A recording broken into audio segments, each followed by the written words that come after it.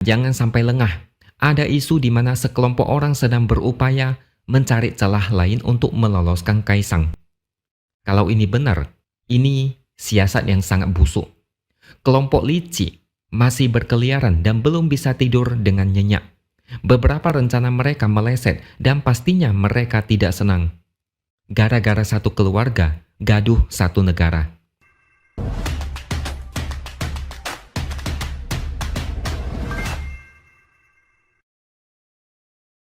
Halo, bertemu lagi dengan saya, X Hardy, di Opini Seaword. Ketika rakyat turun ke jalan dan situasi agak sedikit mencekam, balik DPR menjadi agak gentar. Mereka membatalkan revisi dan proses pilkada merujuk pada hasil putusan MK. Tapi, apakah itu sudah cukup? Ternyata belum. Ada banyak prasangka buruk yang membuat banyak orang tidak percaya. Dulu banyak orang tertipu dengan kejadian yang mirip seperti ini. Katanya enggak, tiba-tiba menjadi iya. Coba ingat-ingat lagi, berapa banyak orang yang tertipu selama pilpres? Kalau rakyat tidak pintar, bisa jadi di pilkada mereka akan tertipu lagi, dibodoh-bodohi lagi. Wakil Ketua DPR, Sufmi Dasko bilang, pelaksanaan pilkada 2024 akan tetap mengikuti aturan dari MK. KPU juga tegas mengatakan akan mengikuti putusan MK. Tapi pertanyaannya, apakah mereka bisa dipercaya? Orang-orang tidak mau tertipu lagi, makanya ada seruan untuk mengawal sampai tanggal pendaftaran cagup dan cawagup.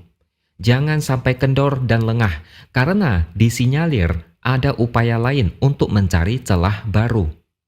Belum lama kita merayakan kemenangan sementara sejak DPR membatalkan revisi Undang-Undang Pilkada. Ternyata keesokan harinya muncul satu berita yang mengagetkan. Kaisang ternyata diam-diam mengurus surat keterangan di Pengadilan Negeri Jakarta Selatan sebagai syarat untuk maju di Pilkada. Ada 3 yang diurus, yaitu surat keterangan tidak pernah sebagai terdakwa, surat keterangan tidak sedang dicabut hak pilihnya dalam daftar pemilih, dan surat keterangan tidak memiliki tanggungan utang. Ternyata setelah diselidiki, permohonan itu diajukan tanggal 20 Agustus lalu, sebelum terbang ke Amerika. Dan tanggal ini juga bersamaan dengan hasil putusan MK. Jadi ini agak mencurigakan. Ada 2 kemungkinan. Yang pertama, Kaisang duluan mengurus surat keterangan sebelum putusan MK keluar. Mungkin saat itu dia pede dan yakin bisa nyalon di pilkada, dan ternyata perkiraannya meleset. Yang kedua, Kaisang mengurus surat keterangan sesudah putusan MK keluar. Kalau skenario ini yang terjadi, malah makin mencurigakan. Jelas-jelas putusan MK membuat dia tidak cukup umur untuk nyalon. Kalau dia nekat nyalon dan mengurus surat keterangan, berarti ada siasat lain yang bakal dipakai. Atau jangan-jangan dia tahu masih ada celah yang lain yang bisa dimanfaatkan supaya dia lolos. Tapi tidak penting, surat keterangan itu diurus sebelum atau sesudah putusan MK. Yang jelas, seharusnya Kaisang tahu situasi politik di negara ini. Dia pasti tahu putusan MK kayak gimana. Seharusnya Kaisang berinisiatif menarik kembali permohonan surat keterangan itu. Karena, buat apa lagi coba? Toh, putusan MK bersifat final dan mengikat. Dia tidak punya harapan. Kalau masih maju terus, berarti ada yang aneh. Ada bau-bau politik yang masih disembunyikan. Tapi lagi-lagi kabar ini dibantah oleh Sufmi Dasko. Gerindra memang sudah mendukung Ahmad Lutfi dan Gus Yassin untuk bertanding di Pilkada Jawa Tengah. Kaisang lagi tidak ada di Indonesia, tidak daftar pilgub. Kalau begitu, ngapain urus surat keterangan? Kalau Kaisang mau maju di pemilihan wali kota, is okay karena cukup umur. Tapi kalau tujuannya untuk pemilihan gubernur, maka ini sangat mencurigakan. Yang makin mencurigakan adalah ada selentingan kabar bahwa celah yang akan dipakai untuk meloloskan Kaisang adalah melalui peraturan KPU atau PKPU. Ini gara-gara Jimli Asidiki yang mengatakan Kaisang masih tetap memenuhi syarat untuk ikut pilkada jika KPU telat menerbitkan PKPU terkait batas umur calon kepala daerah.